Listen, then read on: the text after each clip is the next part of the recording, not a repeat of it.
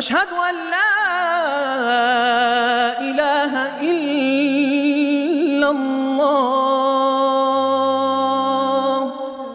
वालिदैन और बीवी में ज्यादा हक किसका है?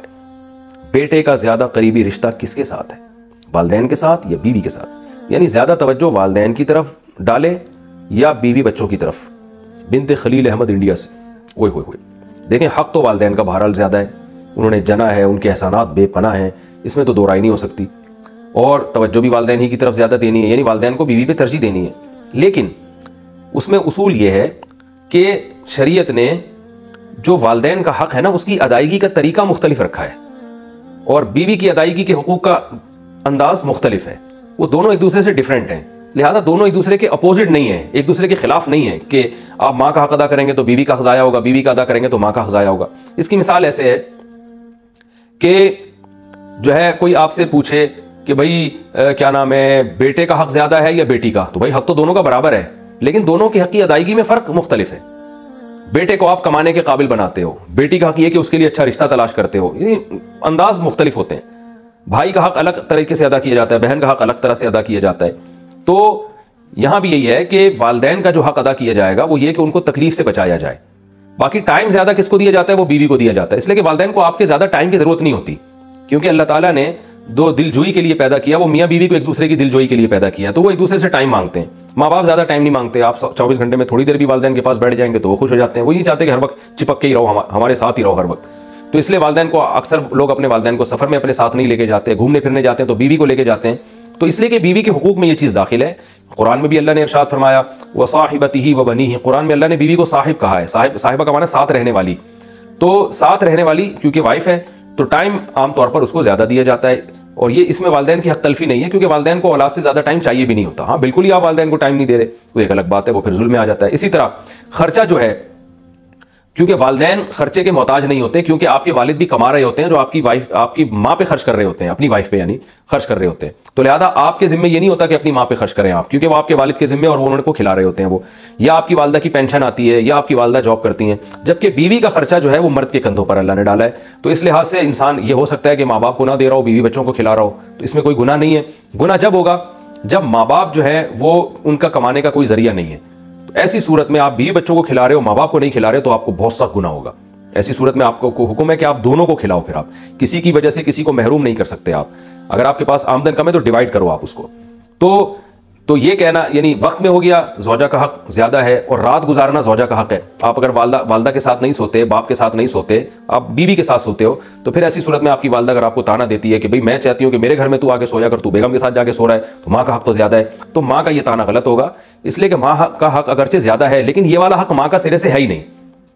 ये हक माँ का नहीं है, बल्कि उसका है जो अपने माँ बाप को छोड़कर रुखसती करके आई है आपके घर में, तो ये रात आपको उसके साथ गुजारनी पड़ेगी। हाँ कभी कभार हो जाए, जैसे माँ बाप कहते हैं बहुत दिन हो गए हमारे घर में आई नहीं रहने के लिए, तो कुछ दिन रहने के लिए आओ, वो एक अलग बात है, कभी कभार तो एक अलग। लेकिन मुस्तकिल बेसिस पर ज़ौजा के साथ इंसान को रहना पड़ता है, और मुस्तकिल बेसिस पर खर्चा भी आप पर ज़ौजा का है, चाहे वो मालदार ही क्यों ना हो। वालिदैन अगर मालदार हैं तो आप पर वालिदैन का खर्चा लाजिम नहीं है, लेकिन बीवी करोड़पति भी क्यों नहीं हो, फिर भी शौहर के जिम्मे उसका नान नफका है, क्योंकि वो अपना घर छोड़कर आपके घर में बाउंड हुई है इसी बेस पर कि अब नान नफका आपने उसका उठाना है। तो ये चंद चीजें हैं। तो फिर आप कहेंगे फिर वालिदैन का हक ज्यादा कैसे हो गया? हक ज्यादा ऐसे हो गया कि जो वालिदैन के हुकूक है ना आपके ऊपर, जो वाजिब हुकूक हैं, उनकी हक तलफी आपने अगर की तो आपको गुनाह बहुत ज्यादा होगा। बीवी के हुकूक की हक तलफी की तो गुनाह होगा, मगर इतना नहीं होगा जितना वालिदैन को सताने का गुनाह होता है। तो इस लिहाज से वालिदैन का हक ज्यादा है। और मुबाह चीजों में वालिदैन का हक ज्यादा है। मुबाह का मतलब वो काम जो आप पर वाजिब नहीं है, उसमें बीवी एक काम का हुक्म दे रही है, वालिदैन उसके खिलाफ, तो फिर आपको वालिदैन की बात माननी है। मिसाल के तौर पर हफ्ते के दिन जनाब आपकी माँ कह रही है कि बेटा मुझे जो है ना वो आज ज़रा थोड़ा सा पार्क में घुमा के ले आओ, मेरी तबीयत ख़राब हो रही है, मुझे डॉक्टर ने चहलकदमी का हुक्म दिया है। उधर बेगम साहबा कह रही है हफ्ते के दिन तो हम फलां जगह इन्वाइटेड है, आप फलां जगह मेरी रिश्तेदारों के यहाँ आप जाओगे। तो ऐसी सूरत में फिर आपको माँ का हुक्म फॉलो करना पड़ेगा, इसलिए कि उसकी ज़रूरत को आपने पहले मद्देनजर रखना है। बेगम को आप बोल दें भाई बेगम देखो मेरी अम्मा की तबीयत ख़राब है, अम्मा ने बोला पार्क में लेके जाओ मुझे और वॉकिंग कराओ थोड़ी सी, तो फिर मैं उनको टाइम दूंगा, आज अपने रिश्तेदारों को आप थोड़ा सा गोल कर दें, टोपी करा दें आप उनको। तो ऐसे जो ये चूंकि जायज़ है ना, घुमाना फिराना कोई वाजिब तो नहीं है, तो ये जायज़ है। इसी तरह मिसाल बेगम कह रही है मुझे हज करा के आओ, आप माँ भी कह रही है हज कराओ, तो फिर माँ का हक यहाँ पे ज्यादा है, क्योंकि हज कराना आप पर वाजिब नहीं है। तो मुबाह चीज़ों में फिर अब्बा अम्मा को मुकद्दम रखा जाएगा। शौहर पर ज्यादा हक बीवी का है या बहन का? शादी के बाद मर्द पर ज्यादा हक किसका होता है, बीवी का होता है या बहन का? मेरे शौहर की 5 बहनें हैं, वो अपनी बहनों को बहुत सी गलत बातों में सपोर्ट करते हैं और मेरी कोई बात नहीं सुनते और इनकी वजह से मुझे मारपीट भी करते हैं। इस बारे में शरन क्या हुक्म है? बिनते अब्दुल्ला। बहनों की वजह से बीवी को मारना यह तो इंतहाई गैर अखलाकी और गैर शरई हरकत है और ये बहुत सारे घरों का मसला है कि जब बहन आती है तो शौहर बहनों की बातें सुनता है, फिर बीवी पे गुस्सा होता है। ये घरों का एक कॉमन मसला है। मियाँ बीवी हंसी खुशी जिंदगी गुजार रहे होते हैं, जहां कोई नंद आई और गंद डाल के चली गई, यानी गोया नंद और गंद माजरत के साथ जो नंदे बयान सुन रही हैं उनके अलावा की बात कर रहा हूं, ये एक ही चीज को दो नाम हो चुके हैं। तो बहनों को भी चाहिए कि अपने भाभी के मामलात में अपने भाई से ना उलझे। मियाँ बीवी एक दूसरे के साथ कॉम्प्रोमाइज करते हैं, एक दूसरे की खूबियों को भी जानते हैं, खामियों को भी। बाज़ दफ़ा शौहर बीवी की बहुत सी खामियां बर्दाश्त कर रहा होता है ये सोच के कि इसमें बहुत सी दूसरी खूबियां हैं, या बाज़ खामियां ऐसी होती है शौहर को पता है ये नहीं सही हो सकती, भाई चलाओ गाड़ी चलाओ जिंदगी की। औरत को भी पता होता है मेरे मियाँ में ये फॉल्ट है लेकिन वो मजबूरी में गुजारा कर रही हूँ मैं, चलाओ यार इसको। तो जाहिर है पूरा सही तो दुनिया में कोई भी नहीं होता। तो वो मियाँ बीवी खुद समझते हैं हमने कैसे रहना है, कैसे जिंदगी गुजारनी है। कबाब में हड्डी बन के बहुत से लोग इस रिश्ते को खत्म करने की कोशिश करते हैं, तोड़ने की कोशिश करते हैं, लड़वाते हैं आपस में। तो इन लोगों को अल्लाह से डरना चाहिए, खासतौर पे नंदों को गंद करने से, यानी नंद को गंद करने से। माजरत के साथ मुझे ये लफ्ज अच्छा नहीं लग रहा लेकिन ये होता है घरों के अंदर। मेरे पास बहुत से केसेस आ चुके हैं, मियाँ बीवी मोहब्बत से रह रहे होते हैं, शौहर कहता है जिस दिन मेरी बहन घर में रहने के लिए आएगी ना 2 दिन के बाद आएगी और पता नहीं मेरे बीवी से मुझे नफरत पैदा हो जाती है, वो क्या कान भर के जाती है, क्या करती है वल्लाह आलम। तो ये बहुत सारा एक कॉमन मसला है। तो शौहर पर बीवी का हक पहले है इस लिहाज से कि घर बसाना है उसने, बहनें तो अपने घर की हो गई हैं।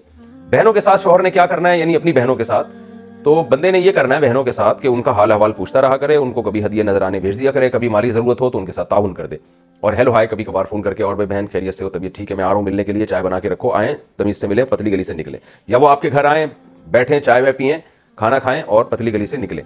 और अगर रहने के लिए आई हैं तो रह लें, लेकिन उनको बोलो भाई बेगम के बारे में मुझसे कोई बात नहीं करना। बहुत मसाइल होते हैं। तो अगर आपने जो कुछ कहा है सही कहा है तो मैं आपके शौहर को नसीहत करता हूँ कि भाई अपना घर बसाओ और बहनों को बोलो कि अगर तुम्हारे नंद का उलट क्या होता है, यानी शौहर की बहन क्या कहलाती है, वो भी नंदी कहलाएगी ना। अपनी बहनों से बोलो कि तुम्हारी नंदें, शौहर की बहन को क्या बोलते हैं भाई, नंद बोलते हैं, उनसे बोलो कि तुम्हारी नंदें अगर घर आके तुम्हारे शौहर को तुम्हारे खिलाफ वर्गलाएं तो तुम्हें कितना गुस्सा आएगा। तो ये उनको समझा दिया करें। फिर भी उनकी समझ में नहीं आ रहा ना, तो अपनी बहनों की नंदों को लगा दें जरा इस काम पे, बोले तुम भी यही काम करो जो मेरी बहनें मेरे घर आके कर रही हैं, फिर पता चलेगा। शौहर की इताअत किन चीजों में जरूरी है? मैंने एक हदीस सुनी है कि रसूलुल्लाह सल्लल्लाहु अलैहि वसल्लम ने फरमाया, अगर शौहर बीवी को हुक्म दे कि ये पहाड़ हिलाओ तो इसे चाहिए कि जाकर पहाड़ को धक्का लगाए। यानी इस हद तक शौहर की फर्माबरदारी का हुक्म दिया गया है। मेरा ये सवाल है कि इस्लाम में जो चीजें हराम करार दी गई हैं, अगर इसमें शौहर औरत को हुक्म दे और औरत इसका हुक्म ना माने, इसी तरह इस्लाम ने कोई चीज जायज करार दी है जैसे खाना पीना या सोना या जागना या रिश्तेदारों से मिलना, अगर शौहर इन चीजों में से किसी के बारे में हुक्म दे कि आप वालिदैन के पास ना जाओ या मेरी मर्जी से सो और जागो बगैर किसी वजह के, तो इन चीजों के बारे में क्या हुक्म है? ये जो आपने हदीस बयान की है ना कि पहाड़ को हुक्म दे के हिलाओ, तो मेरे इल्म में ऐसी कोई रिवायत नहीं है, कोई ऐसी हदीस नहीं है। बाकी ये कि शौहर बीवी पर लाजिम है कि शौहर की इताअत करे। इताअत नाजायज बातों में नहीं होगी, पहले तो ये समझ लें। शौहर कहता है पर्दा नहीं करो तो फिर बीवी पर लाजिम नहीं है कि वो पर्दा ना करे, बल्कि उस पर लाजिम है कि वो पर्दा करे। बाकी जायज चीजों में शौहर की इताअत, उन जायज चीजों में जिनमें अगर इताअत ना की जाए तो शौहर के जो बुनियादी हुकूक हैं उन हुकूक में कमी वाक़ई हो रही हो, तो फिर शौहर की इताअत उन चीजों में वाजिब होगी।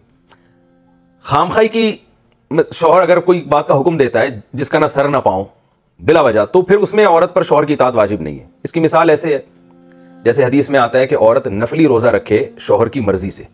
वजह क्या है भाई? हो सकता है शौहर दिन में ज़ौजा के करीब जाना चाहता हो, शौहर की ख्वाहिश हो कि मैं ज़ौजा से हमबिस्तरी करूंगा, लेकिन रोजे की वजह से वो ना कर पाए, तो शौहर का इसमें एक हक मारा जा रहा है, इसमें एक हक जाया हो रहा है। तो जब शौहर घर पर हो तो नफली रोजे से रोक सकता है, इसलिए फुक़हा ने लिखा है, क्योंकि शौहर हो सकता है दिन में ज़ौजा के करीब जाना चाहता हो, लेकिन शौहर अगर सफर में हो तो फुक़हा कहते हैं फिर वो बीवी को नफली रोजे से नहीं रोक सकता, इसलिए कि उसके रोजा रखने ना रखने से तुम्हें क्या नुकसान हो रहा है। तो इससे एक उसूली बात सामने आती है कि खामखा की पाबंदियां जिनमें शौहर का कोई नुकसान नहीं है, तो बीवी पर लाजिम नहीं उन पाबंदियों को फॉलो करे। वो पाबंदियां कि जिनको फॉलो ना करने से शौहर का नुकसान हो रहा है, कोई हक मारा जा रहा है उसका, फिर उन पाबंदियों पर वो लाजिम है कि मिसाल के तौर पर औरत नफली रोजे रख रही है इतनी ज्यादा कि वो कमजोर हो रही है, बच्चे नहीं पाल पा रही सही तरह से, इसमें शौहर का नुकसान है भाई, उसके बच्चे हैं, आप उसकी केयर नहीं कर रही हो, तो फिर यहाँ औरत पर नफली रोजा इस बेस पर भी छोड़ना लाजिम होगा शौहर के कहने पर। वो देख रहा है भाई कमजोर हो रही है और फिर दवाएं तो मैंने ही खिलानी है इसको, बच्चे नहीं पाल पा रही है सही तरीके से, या वो इतना ज्यादा वालिदैन के घर जा रही है जिसकी वजह से शौहर की अपनी जो इज़्दिवाजी जिंदगी है वो डिस्टर्ब हो रही है। वो जब भी ऑफिस से आता है, बेगम साहब अम्मा के यहाँ गई हुई हैं, तो जाहिर है शौहर चाहता है, जो नेक मियाँ हैं जो मेरा बयान सुन रहे हैं उनकी बात कर रहा हूँ, वो जब घर आते हैं तो वो चाहते हैं बेगम साहिबा हों, मुस्कुराहटें बिखेर रही हो हमारे सामने, और जो दिन भर की थकावट है हम जब बेगम से गपशप लगाएं, अच्छी अच्छी बातें, वो हमारी थकावट दूर करेंगी।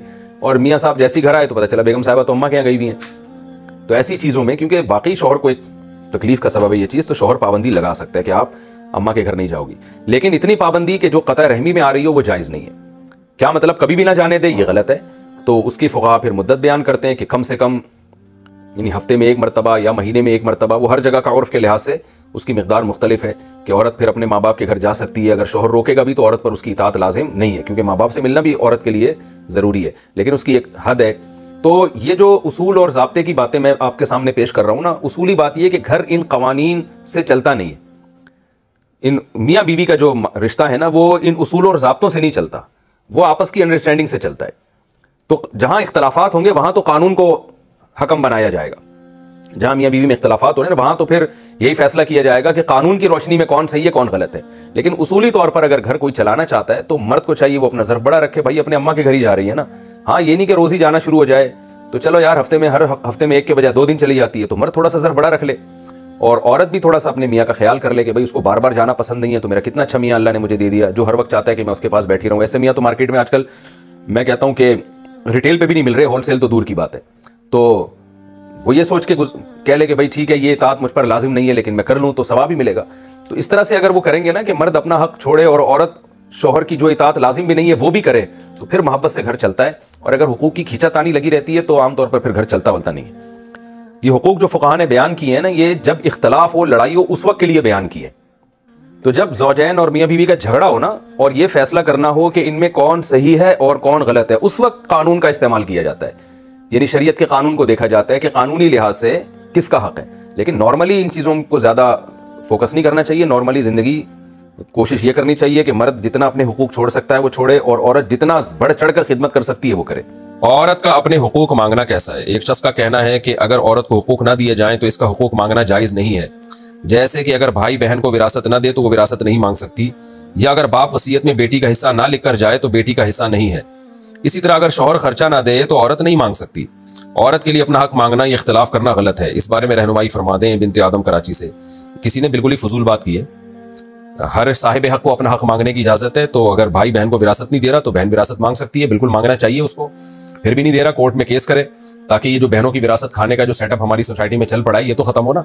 तो ऐसा ना हो कि एकदम कोर्ट चली जाए, इससे रिश्तेदारी टूटेगी। पहले भाइयों को मोहब्बत से समझाए, खानदान के बड़ों को बीच में डाले और हर तरह से उनको मोहब्बत से पहले समझाए, उनको बताए कि भाई इससे रिश्तेदारी टूटती है।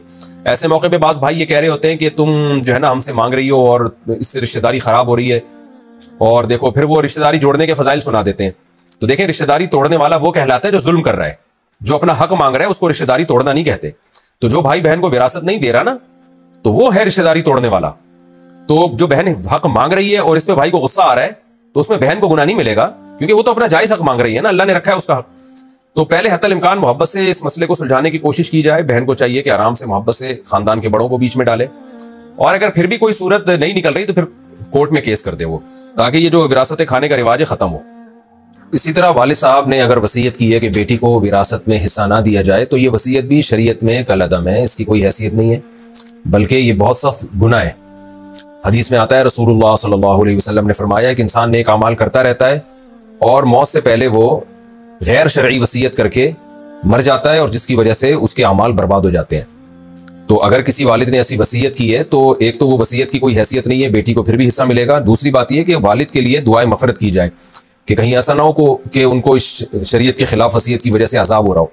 तो औलाद को चाहिए वालिद के लिए दुआ करे कि अल्लाह उनके इस जुर्म को माफ़ कर दे और उनकी मग़फ़िरत कर दे अल्लाह ताला। अच्छा, ये भी एक पूछा है कि शौहर अगर खर्चा नहीं देता तो औरत मांग सकती है कि नहीं मांग सकती। शौहर अगर बुनियादी नान नफ़का भी नहीं दे रहा है, खिलाना पिलाना, बुनियादी रिहाइश देना, उसको बेसिक जो जरूरतें पूरी करना वो भी शौहर के जिम्मे है।